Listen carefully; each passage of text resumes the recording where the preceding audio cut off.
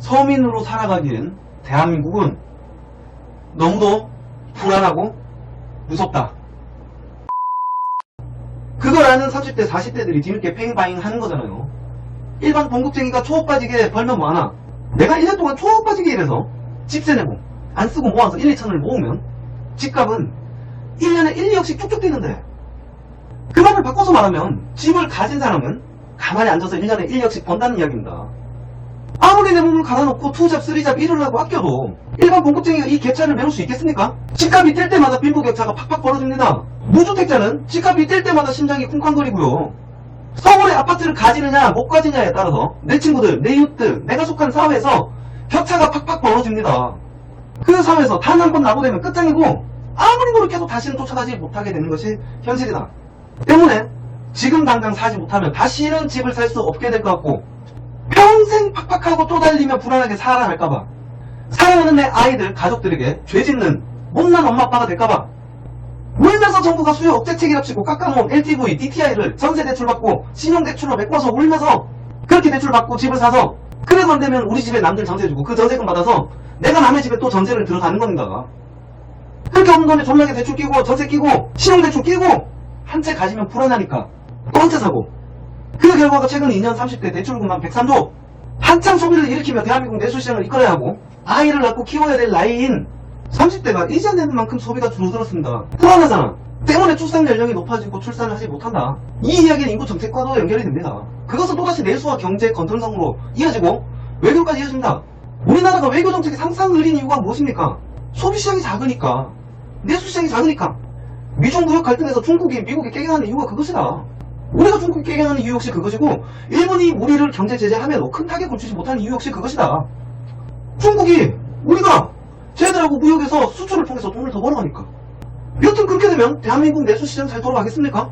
악의가 없는 내조국 대한민국에 미래가 있겠습니까?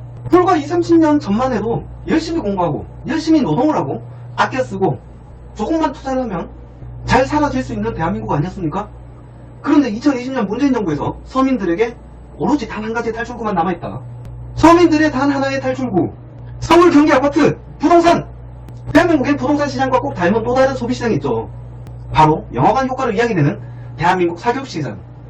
왜 영화 보는 앞에 애들이 서서 보니까 너도 나도 다 서서 보는 거죠. 엄마도 아빠도 애들도 이웃도 모두가 힘들고 괴롭지만 어느 누구도 멈출 수 없는, 그렇게 사교육시장이, 고용시장이, 복지제도가, 경제정책이 그런 거 아닙니까?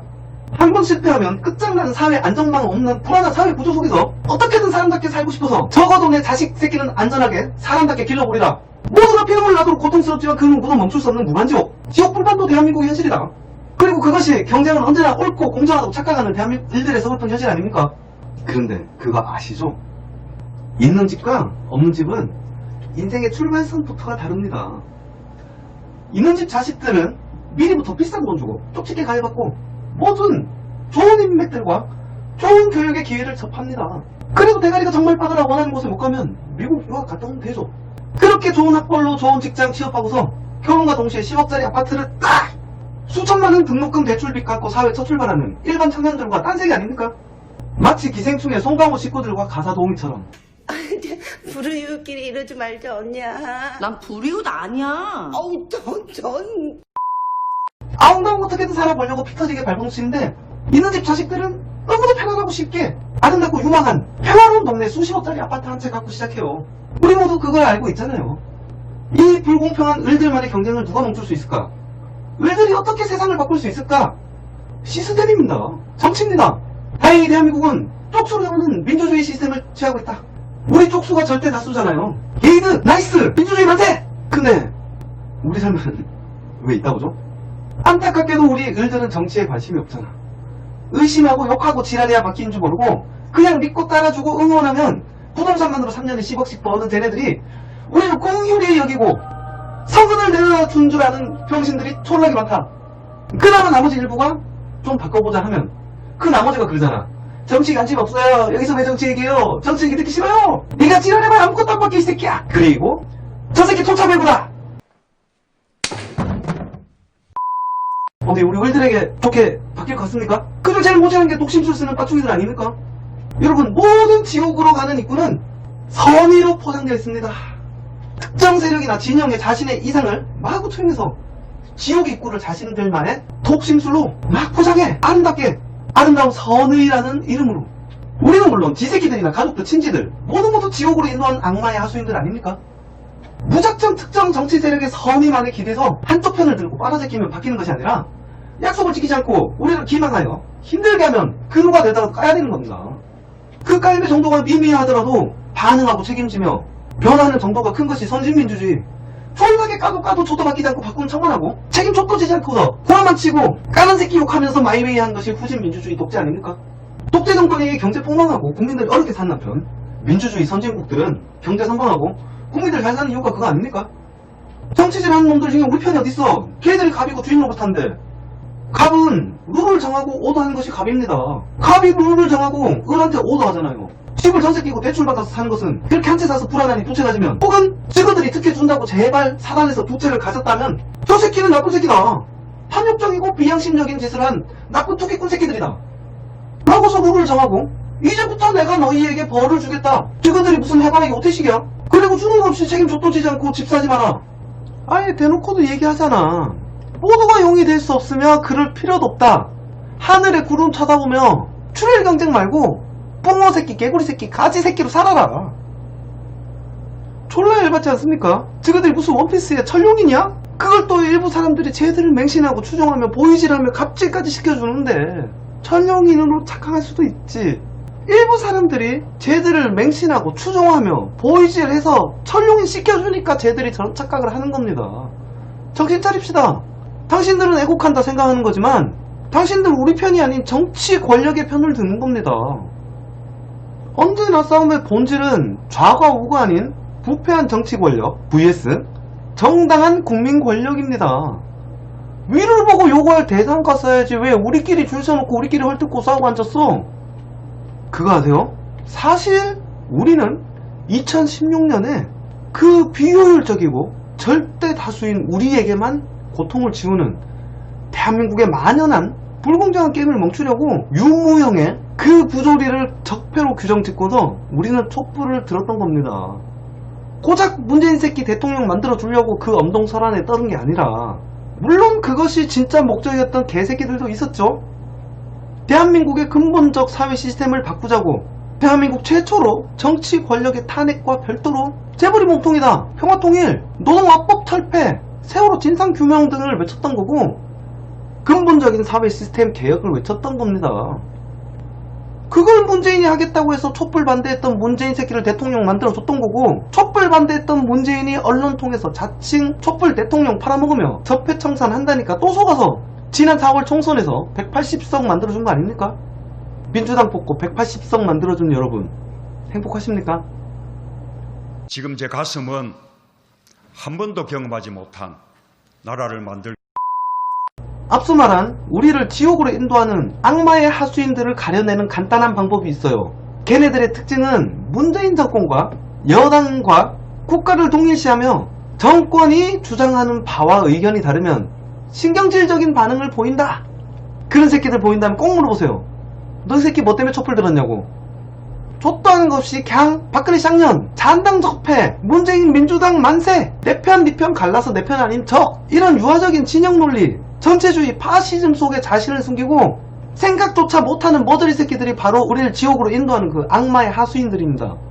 그 새끼들은 왜 촛불 든지 좆도 모르면서 뒤늦게 스리슬쩍 끼어들어서 내가 촛불 시민이요, 내가 깨시민이요, 코스프레질 하려고 뭐가 뭔지도 모르고 뒤늦게 무임승차하고서 천박하게 주인 행세하는 의식적 허영을 떠는 거 아닙니까? 알죠?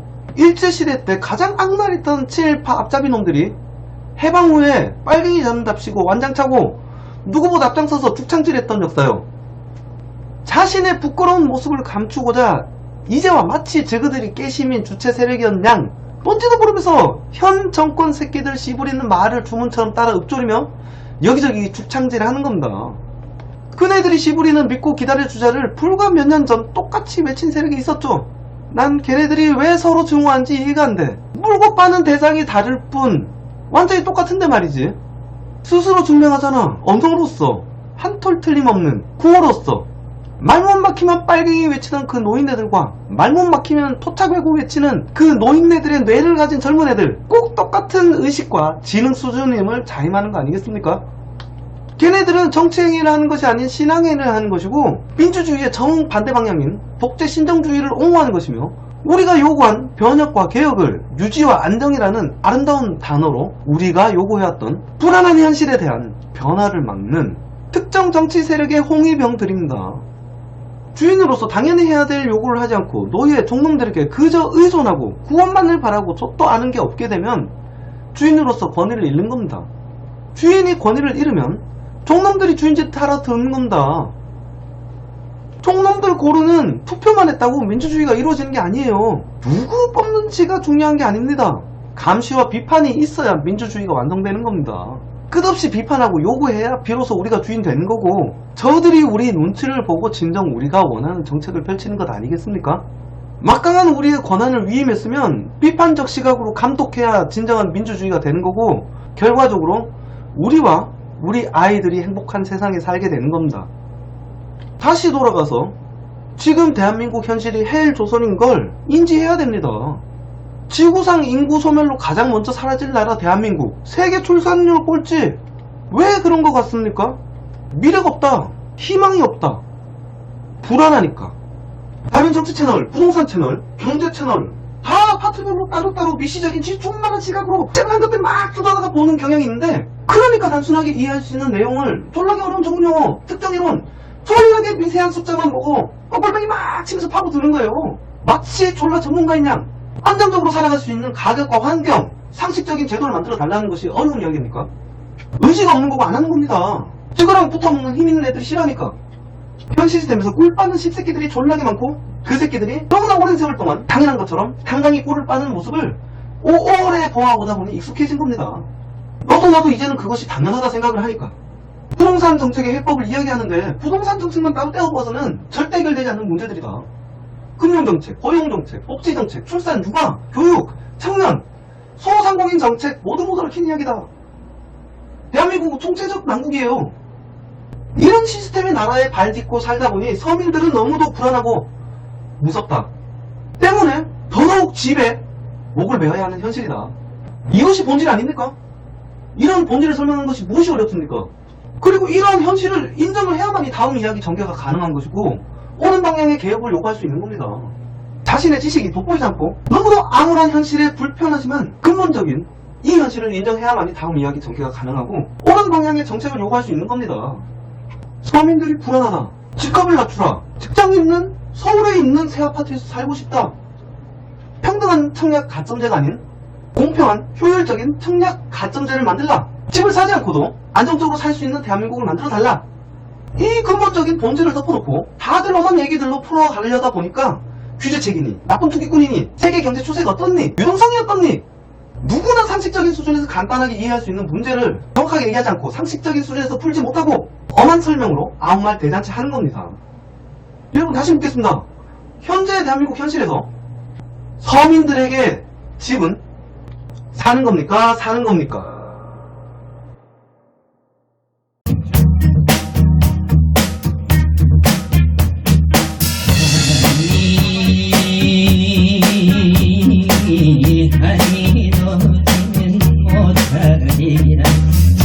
창문을 닫아도 스며드는 달빛 마음을 달래도 파고드는 사랑 사랑이 달빛이냐